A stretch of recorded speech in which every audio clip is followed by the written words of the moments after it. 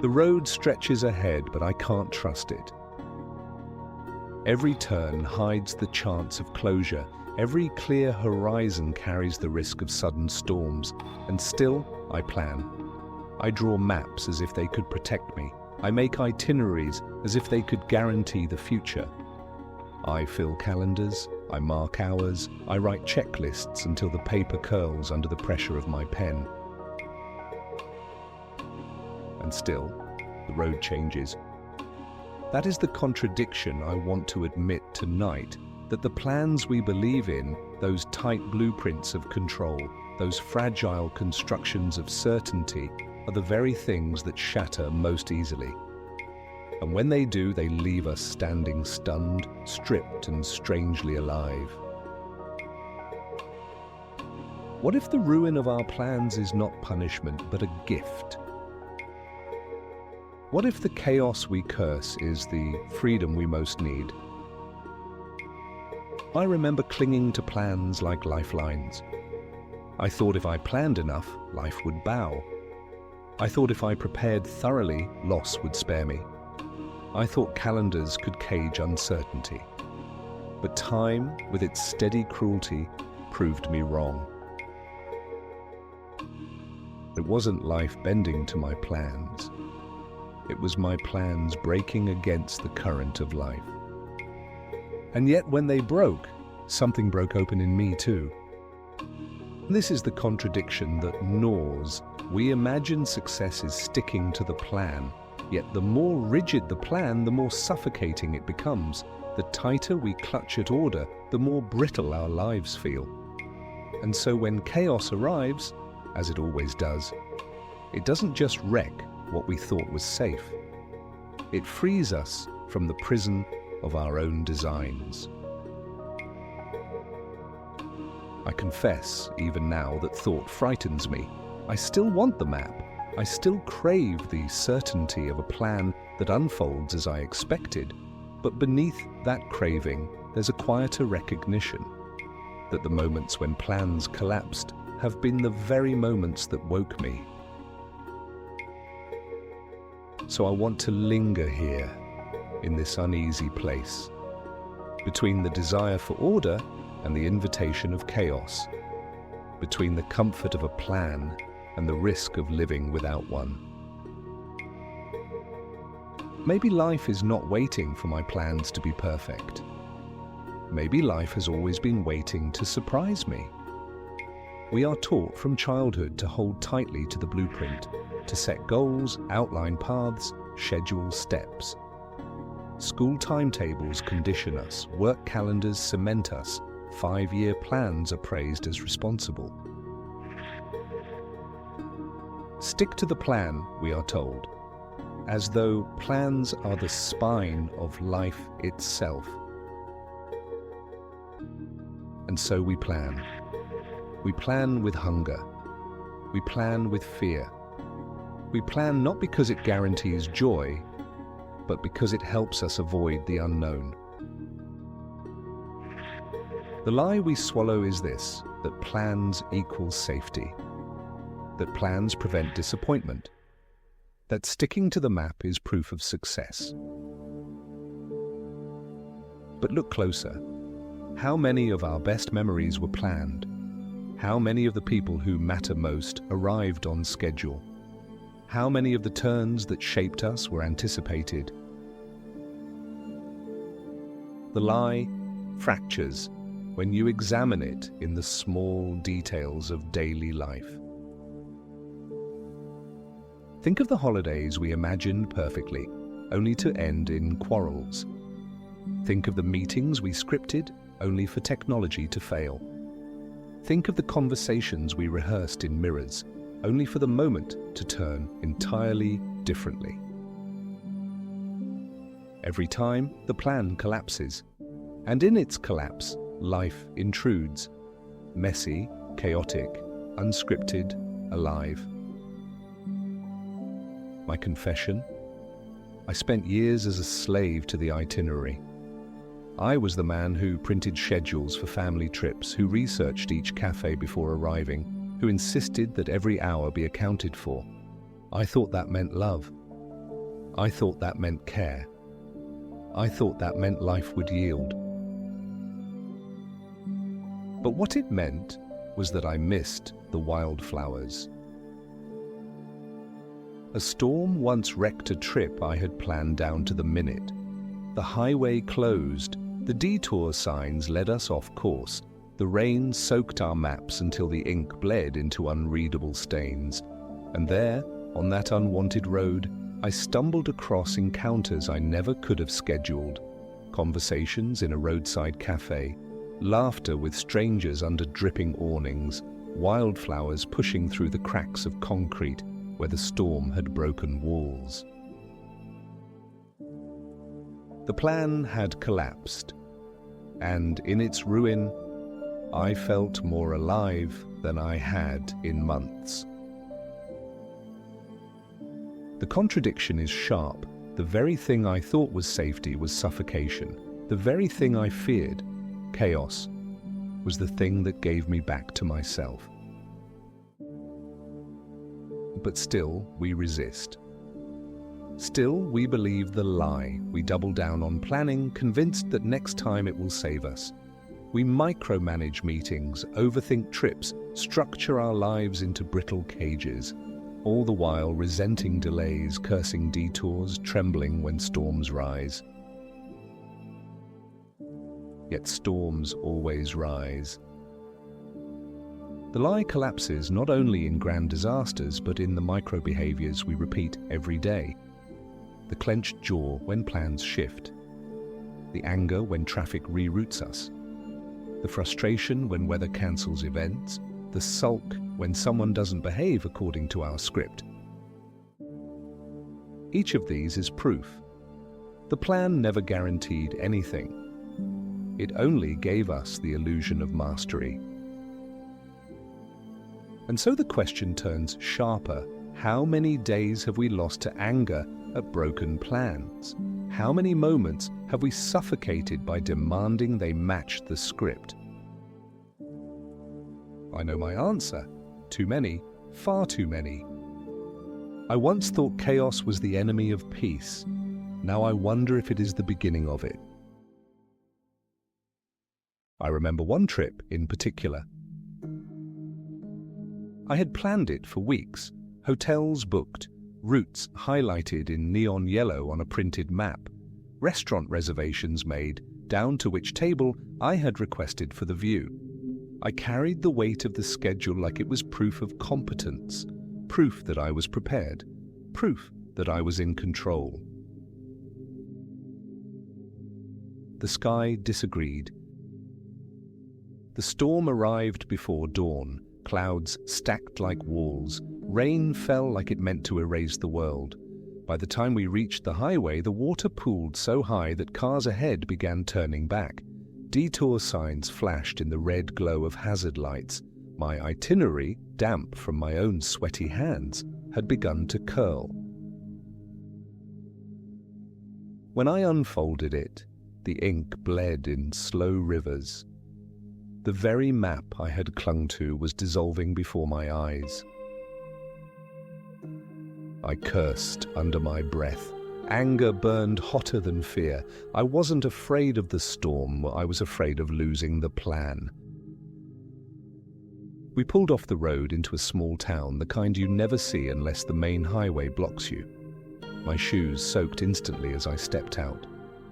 The air smelled of wet asphalt, a sharp tang of rain mixing with the faint sweetness of bread drifting from a bakery I hadn't known was there. Inside a dim cafe, strangers sat shoulder to shoulder, steam rising from cups into windows fogged beyond transparency. My clothes clung, my hair dripped, and for the first time in days I laughed. I laughed at myself, at the soggy map on the counter, at the absurdity of thinking I could outplan the weather. That cafe never appeared in my schedule.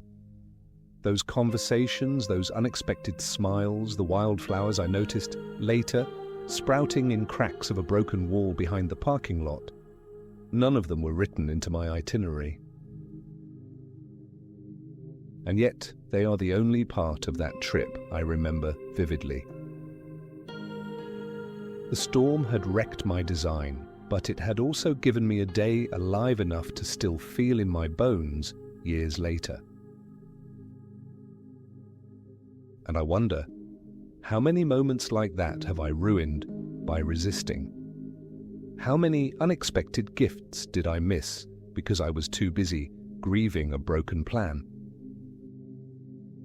That soggy map is my anchor now, a reminder that life is too large, too alive, to ever be held in the folds of paper. The older I get, the more I notice this pattern. The tighter I grip, the more fragile I become. The more detailed my plans, the more brittle my days feel. It's as though life resists my attempt to cage it, snapping the bars just to remind me, you are not the architect, you are the traveler. Chaos is not the enemy I once believed. Chaos is the uninvited guest who shows up, flips the table, and leaves me staring at the pieces, only to realize the feast tastes better when it's shared differently. Plans give the illusion of order, but chaos reveals the truth, that life cannot be reduced to certainty. Here's the paradox. The collapse of plans does not mean the collapse of life. Quite the opposite. The collapse of plans often uncovers life, raw, unedited, unscripted. We fear this because collapse feels like failure. We measure success by execution. Did the trip go as expected? Did the career unfold step by step? Did the relationship follow the neat trajectory? But maybe the more honest measure is different. Did the collapse wake me? Did it return me to aliveness I couldn't have scripted? I have begun to suspect that plans are like glass. They glitter, they promise clarity, they even hold for a while. But strike them with the reality of weather, chance, loss, or death, and they shatter. And what grows through the cracks is often wilder, more alive, more honest than anything the glass could contain. Chaos freeze. That's what I whisper to myself now, though it still feels like a dangerous prayer. Chaos frees me because it interrupts the sleepwalking rhythm of my own expectations. Chaos frees because it cracks the surface I thought was permanent. Chaos frees me because it reminds me that life is not mine to control, but mine to meet. The map is never the road. We forget this. We mistake the paper for the journey, the schedule for the living. But the map is ink, not landscape. The plan is symbol, not breath. Another. What collapses may be the doorway. Plans fall apart, and what appears through the rubble is often an encounter, a tenderness, a beauty I never would have walked toward on my own. And maybe this third one that stings.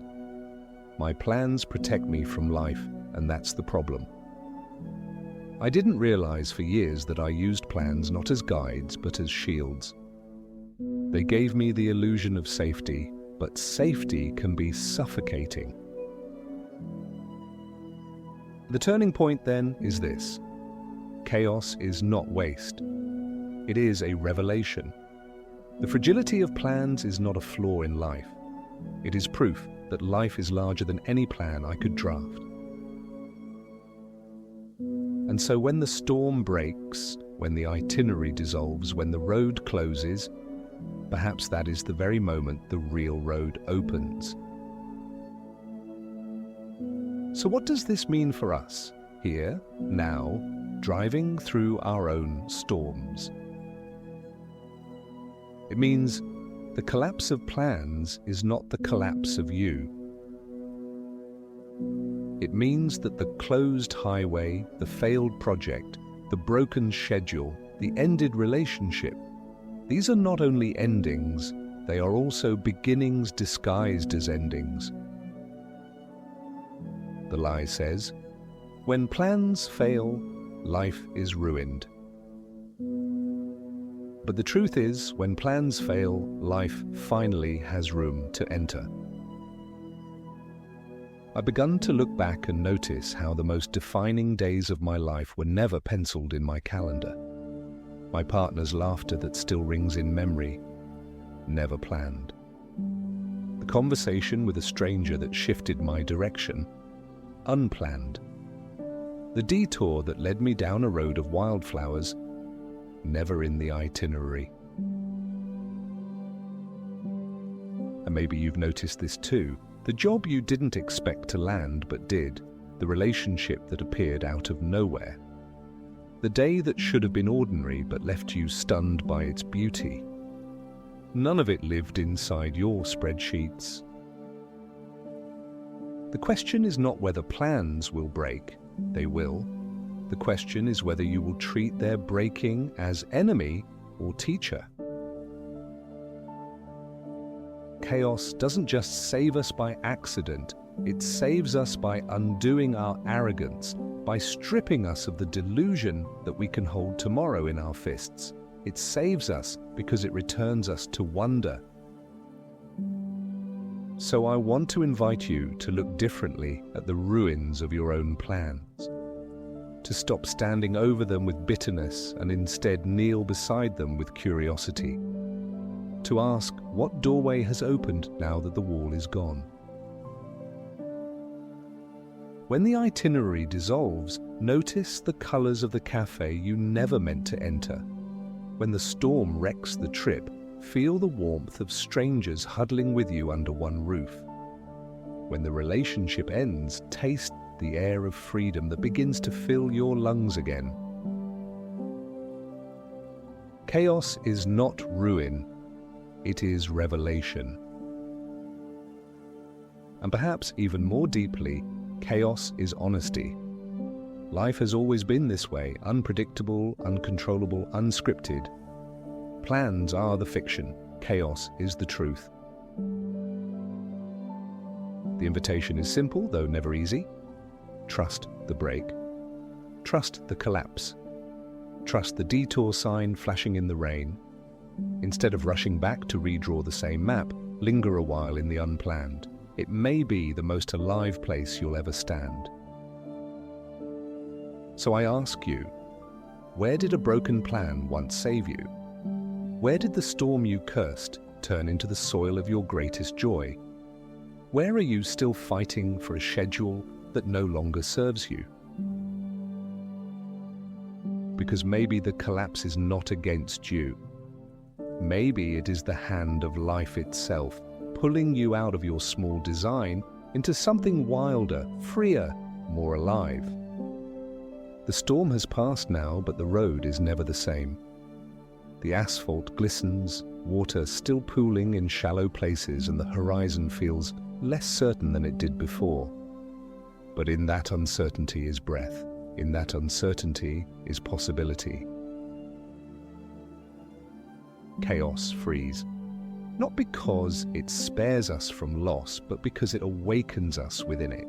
Not because it hands us neat alternatives, but because it rips away the illusion that we ever needed the map at all. You and I, we will keep planning. That is part of our nature. We will still write the lists, book the tickets, mark the calendars. But maybe, deep down, we will remember, plans are fragile, life is not. And when the next plan collapses, as it surely will, we will not only grieve. We will look for the wildflowers pushing through the cracks. We will remember that what breaks may be what sets us free. And the benediction that has become my prayer. When plans break, life begins. Let that line echo in you long after this drive ends. Let it haunt you when the next storm erases your itinerary. Let it console you when the road is blocked and you don't know where to turn. Because maybe, just maybe, every broken plan is life, cracking open the wall to show you a wider sky. Maybe every collapse is a gift wrapped in rubble. Maybe every detour is the real road waiting to be trusted. So trust it. Trust the storm. Trust the break. Trust the chaos that frees. When plans break, life begins. And may you have the courage to let it be.